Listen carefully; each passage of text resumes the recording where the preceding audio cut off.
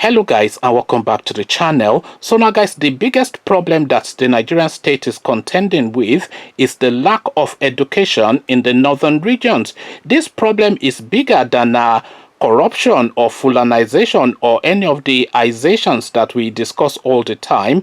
But hang on a moment and let me explain, as guys I bring you this P&ID.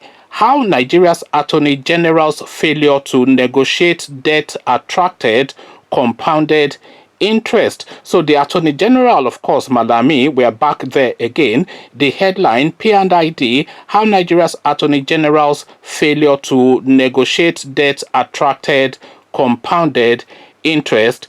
So now let's now see what debt burden Malami has placed on all of us. The failure of Nigeria's Attorney General and Minister of Justice Abubakar Malami to successfully negotiate an arbitral award with Process and Industrial Development Limited has placed Nigeria at the receiving end of losing up to 20% of the country's foreign reserve, a monetary sum of over $9 billion.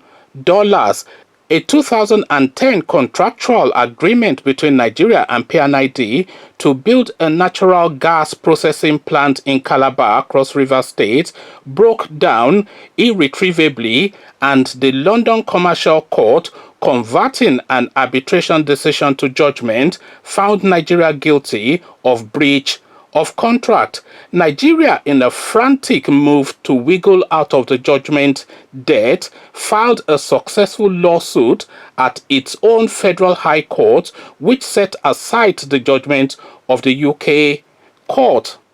P&ID did not partake in the proceedings, which happened at the Lagos Federal High Court, alleging that the court lacked jurisdiction on the case. The company's arguments seem meritorious because as far back as 2016, parties agreed on UK as the venue for arbitration, which eventually took place in 2017, even though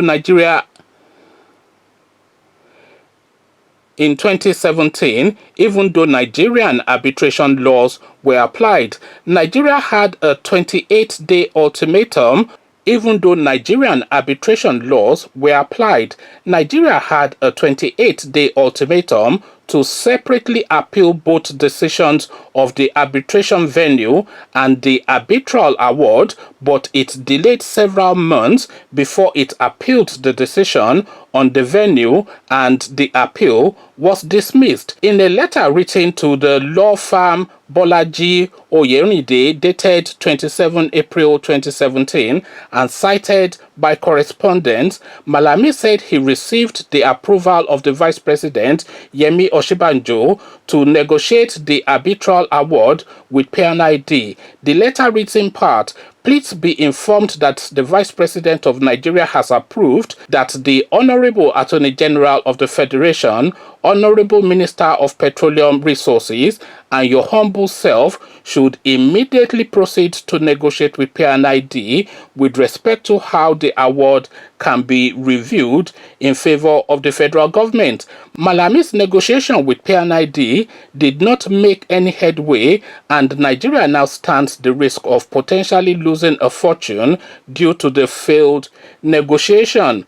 Although a dissenting arbitrator limited damages to $250 million, the arbitral panel awarded over $6.5 billion damages in favor of P&ID. But owing to the protracted legal tussle spearheaded by the AGF, damages accrual against Nigeria has now risen to over $9 billion, representing 20% of Nigeria's foreign reserves. The AGF has been at the center of many scandals lately. A viral video was published of how local and hard currencies were doled out at the wedding ceremony of the AGF's son at Kebbi, where 6 private jets were chartered to convey guests to the venue. Dr. Junaib Mohammed, a Nigerian lawmaker of the Second Republic, has described the AGF as lacking in credibility. A group of concerned citizens from Kebbi State, from where the AGF hails, have also asked Malami to clear himself from allegations of corruption and save Kebbi State from national embarrassment. Also, the AGF, in collaboration with Tokar Buratai, Chief of Army Staff, have flagrantly disobeyed a federal high court order mandated that a detained soldier, Lance Corporal Martin Idakpini, be granted access to his lawyer and family. Malami has also been accused of using his position to frustrate several high-profile corruption cases in Nigeria. So, as I said, the problem with Nigeria is not really because, of course, we've just read now a litany of our corruption situations, but the problem with Nigeria is not corruption or Fulanization, it is the lack of education within the northern regions. And I shall tell you why I'm saying that. We all know that whenever you have a northerner in the first seat in Nigeria, and especially more so now, it wasn't really the case under Babangida, I have to say, but especially more so now with a hardcore xenophobic sort of northerner like Buhari, he only wants his people in seats of influence. So that is what he wants, and that is already disagreeable enough. But what makes it even more potent is that there are not sufficient enough of them to be able to handle the positions that are available within Nigeria. So what do I mean? He wants all of these people to be in all of these important positions. He wants the Chief Justice of the country to be his own person, so he's put him there. He wants the Attorney General to be his own person, so he's put him there. The police, the army, etc., all of the key positions, so he's put them there, which is egregious enough, but there is not sufficient enough of an education within that region for them to be able to find anybody of competence to be in this seat. So it is a double whammy. One, the Fulanization bias, the nepotism, that is already egregious enough because, of course, they've jettisoned the federal character, which is the Nigerian staple that a government must be balanced and represent the face of the entirety of the country. So they've jettisoned all of that.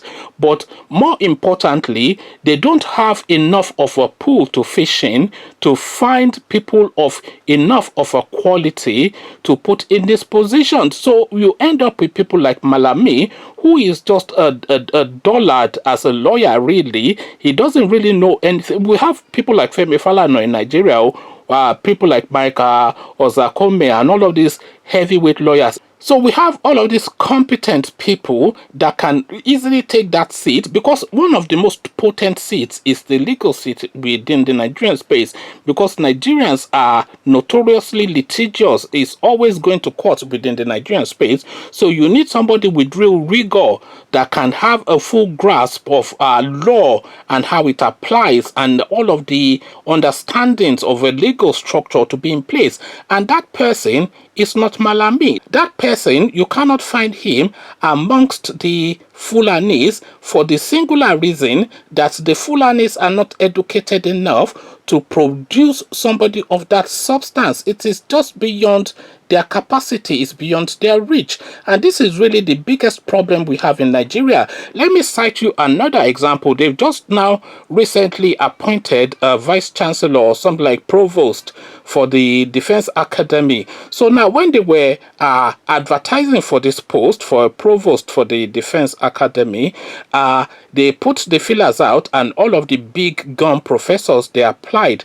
So now, all of the professors, of course, that are met with the criteria, a lot of them, of course, are Southerners. For why? For the same reasons that I have already explained, that they are undereducated in the North. They don't have sufficient enough of a pool of people to present somebody that is educated and has rigor. So this is what is happening in Defense Academy. So they advertised that position and they shortlisted it to 6. I think about 4 or 5 of them were Yoruba names and one was Igbo. And those were the people that were in the mix. So they interviewed these people, a grueling, rigorous interview. They presented their CV, they defended their CV, and when it came to making the appointment, guess who they appointed? They appointed a chap called Isa Gaba, Professor Isa Gaba, who was not at all amongst the people that applied for that position. So this Isa Gaba now, they've appointed him. And bear in mind what I've